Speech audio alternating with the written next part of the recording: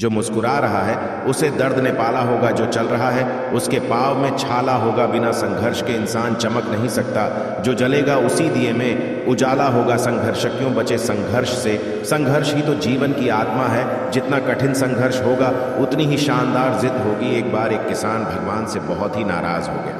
किसान बहुत मेहनती था, बहुत मेहनत से वह खेतों में अनाज उगाता, उसकी देखभाल करता, पर अक्सर उसकी फसल खराब हो जाती। कभी सूखा पड़ जाता, कभी भाड़ आ जाती, कभी तेज धूप, कभी आंधी, कोई ना कोई कारण बन ही जाता कि उसकी फसल खराब हो जाती। एक दिन वह किसान गुस्से में आसमान की ओर देखकर भगवान से कहा, हे ईश्वर, आपको लोग सर्वज्ञाता मानते हैं कि आप सब जानते हैं, कहते हैं कि आपके इच्छा के बिना एक भी पत्ता नहीं हिलता, पर मुझे तो लगता है कि आप छोटी सी छोटी बात भी नहीं जानते। आपको तो ये भी नहीं पता कि खेती बाड़ी कैसे करते हैं। अगर आप जानते होते तो हर समय जो बाढ़, आंधी और तूफान आते हैं वो कभी नहीं आते। आप नहीं जानते कि कितना नुकसान उठाना पड़ी देता है हम किसानों को। यदि आप मेरे हाथ में यह शक्ति दे दे कि जैसा मैं चाहूं वैसा मैं मौसम कर दूं, फिर आप देखना मैं अन्न के भंडार लगा दूंगा। भगवान इस किसान के तीखे वाक्य सुनकर मुस्कुरा रहे थे और वह किसान के सामने प्रकट होकर बोले, मैं आज से तुझे यह शक्ति देता हूं कि तुम अपनी खेतों पर तुम्हारी जैसी इच्छा ही तुम वैसा मौसम कर दोगे। मैं बिल्कुल भी दखल नहीं दूंगा, तुम्हारी इच्छा से सब कुछ होगा। किसान बहुत खुश हो गया। किसान ने गेहूं की फसल अपनी खेतों में बोई। जब उसे लगा कि खेतों को धूप चाहिए तो खेतों को धूप मिले, जब पानी बरसना चाहिए तभी पानी बरसा। आंधी, तूफान, बाढ़ कुछ भी उसने अपने खेतों पर आने नहीं दिया। किसान के खेत में इस वर्ष ऐसी फसल हुई जैसी कभी नहीं हुई थी। हरी भरी लहलहाती फसल।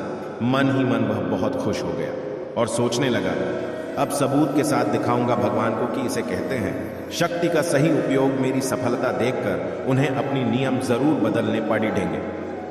कुछ दिन गुजरे, फसल कटने को तैयार हो गए।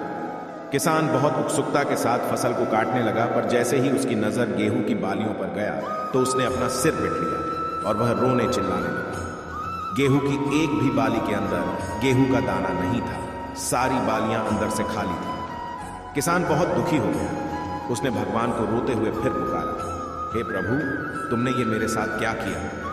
क्या तुमने मुझे कोई सजा दी? भगवान बोले, पुत्र, ये तो होना ही था। तुमने पौधों को संघर्ष करने का मौका ही कहा दिया ना, तो तुमने उन्हें आंधियों से जूझने दिया, ना तेज बारिश से सहने दिया और ना ही धूप में तपने दिया। एक भी चुनौती का सामना तुमने उन्हें नहीं करने दिया। इसीलिए सारे पौधे अंदर से खोखले रह गए। जब आंधी, तूफान, तेज बारिश और धूप पड़ती है तभी ये पौधा अपने अस्तित्व को बचाने के लिए संघर्ष करते हैं, और इसी संघर्ष एक बाल पैदा होता है जिसमें शक्ति होती है, ऊर्जा होती है। और यही ऊर्जा पूर्ति तेरे गेहूं के दानों की तरह जो नहीं फूटी, तूने उन्हें कठिन परिस्थितियों से गुजरने ही नहीं दिया।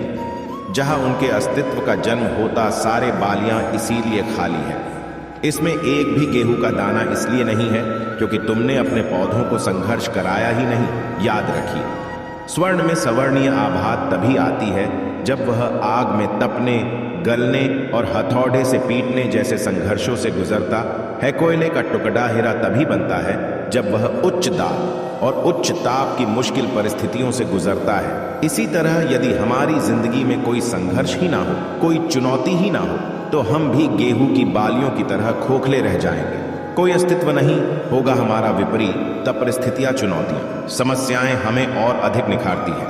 यदि जीवन में कठिन परिस्थितियां और चुनौतियां आए तो घबराना मत, बल्कि सामना करना, विश्वास करना कि आप और अधिक निखर जाओगे और अधिक मजबूत बन जाओगे। किसी ने कितना सही कहा है, जिंदगी जीना आसान नहीं होता, बिना संघर्ष कोई महान नहीं होता। जब तक ना पड़ी डेडे हथौड़े की चोट, तब तक पत्थर भी भगवान नहीं होता। जो हुआ अच्छा हुआ, जो होगा अच्छा होगा। स्वयं को मुझ पर छोड़, अपने कर्म पर ध्यान दो।